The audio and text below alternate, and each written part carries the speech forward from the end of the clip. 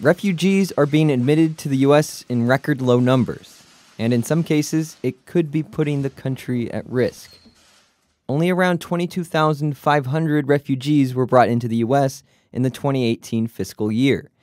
It was a long way off from the ceiling, or maximum number of refugees allowed in, which was set to 45,000 by the Trump administration. The total was less than half the amount that came in during the 2017 fiscal year, and almost a quarter of 2016's number. Also down are the numbers of refugees let in who have helped the U.S. in some capacity, such as military interpreters, specifically Iraqis. Only 51 of these kinds of Iraqi refugees were let in 2018. That's 3,000 less than the number who came in last fiscal year. The drop has raised alarms at the Pentagon, which worries it could impact national security by pushing local forces away from helping the U.S. military. It's not the first time the Pentagon has pushed back on the Trump administration's refugee policy either.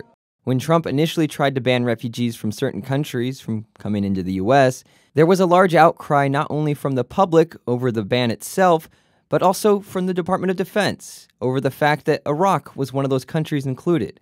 The idea was that the U.S. needed to honor agreements to protect those who risked their lives to, well, help the U.S., especially because it likely put their lives in danger. On top of this, a 2017 report from the Soufan Center claimed that there's also a risk in not helping other refugees lamenting in poorly maintained camps. A lack of education or opportunity exposes these refugees to the risk of being radicalized by terror groups. In September, the Trump administration announced an even lower refugee ceiling than last year, 30,000.